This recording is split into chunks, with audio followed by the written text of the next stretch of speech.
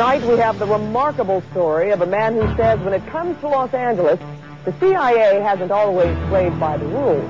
The agency has dealt drugs throughout this country for a long time. Wait a minute, if you don't mind what's going on here, please, now. It began to become apparent to me that guns were going one way and drugs were going another. The CIA has issued a blanket response to all of this, denying any involvement. My name is Mike Rupert, R-U-P-P-E-R-T. I did bring this information out 18 years ago, and I got shot at and forced out of LAPD because of it. I've been on the record for 18 years. We got on record everywhere we could so that if I did get killed, we would know.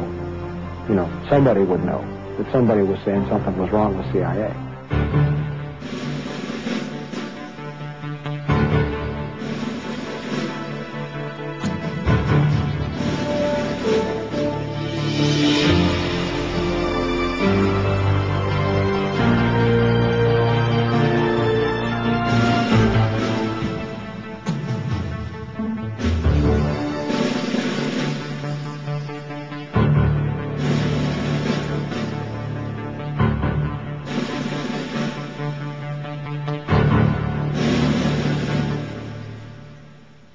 Mr. Speaker, members, I rise today really with a very heavy heart, one that is filled with sorrow for the families and the loved ones who were killed and injured this week. Only the most foolish and the most callous would not understand the grief that has really gripped our people and millions across the world. This unspeakable act on the United States has really forced me, however, to rely on my moral compass, my conscience, and my God for direction. September 11th changed the world.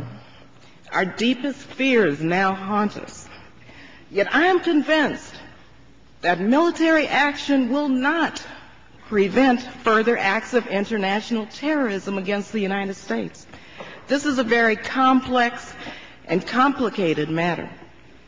Now, this resolution will pass, although we all know that the President can wage a war even without it. However difficult this vote may be, some of us must urge the use of restraint. Our country is in a state of mourning.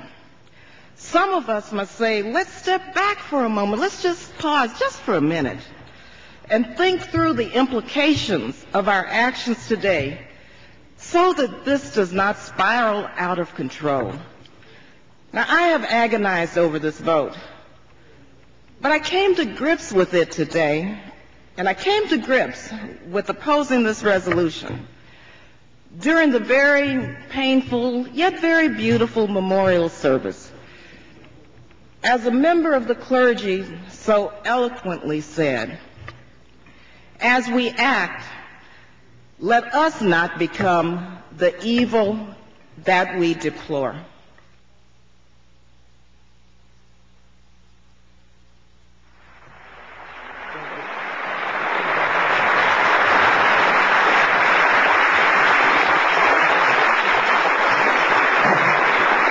Thank you, Demetrius, and thank all of you. I am unbelievably gratified to see so many people here tonight. I almost got up there and said, hi, my name is Mike, I'm an alcoholic, but I think I'm at the wrong meeting, I guess.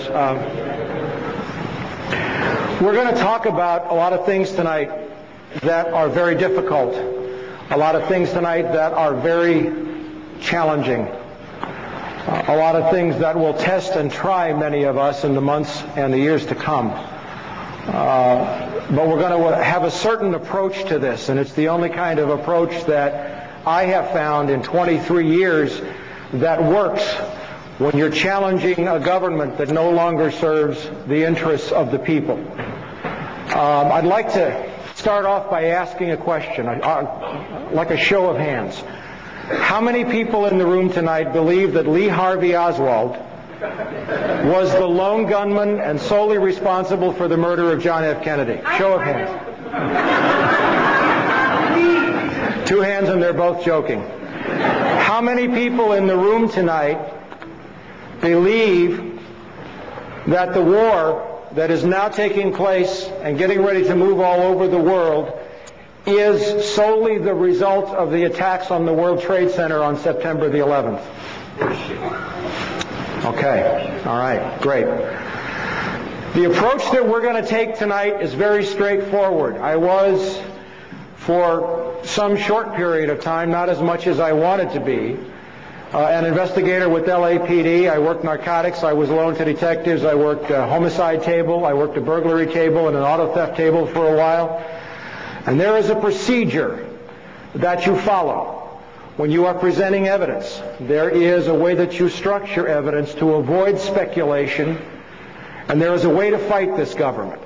And before we start into the details on September the 11th, I want to show you two dramatic examples. I have two short clips of video that I would like to show you. And if we can run the first one, this will set the tone for what we're going to talk about tonight and what we're not going to talk about tonight.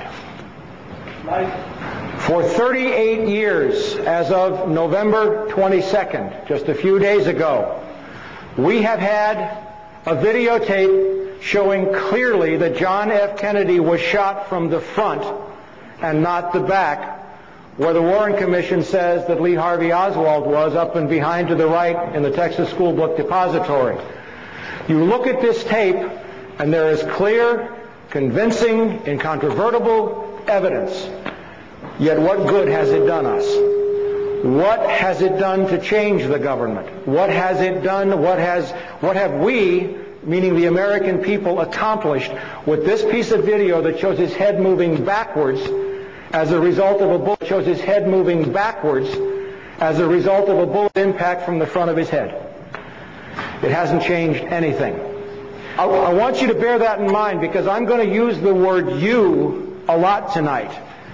And by you, I mean the American people. I'm talking to you as if I was talking to all 280 million people in this country. And I'm going to say some things that are going to be kind of backing you into a corner. And that is my direct intent. So some of the things we are not going to talk about tonight are speculations about the attacks on September the 11th. We are not going to talk about were there explosives in the building, were the planes piloted by remote control, any of those questions, because those are speculative questions that produce the same kind of results that we just saw on the tape. After 38 years, you can play that all you want, and it doesn't change anything. There are people who have been talking about the Oklahoma City bombing since it happened in 1995. We have videotape of U.S. military personnel machine gunning the Branch Davidians at Waco. We have proof up the galore. We're not here looking tonight for proof. We're not going to go home and have armchair discussions, because what's at stake now is our freedom. What's at stake now is our future. This is no more time to go home, and you'll see that before I'm through tonight. Now, there is another way to take on the government. There is another way to take on the lunacy of the mass media. And that is by using their own statements and their own evidence against them to prove that they are lying. Because if you're in this room tonight, you are probably already the choir. Our safety, our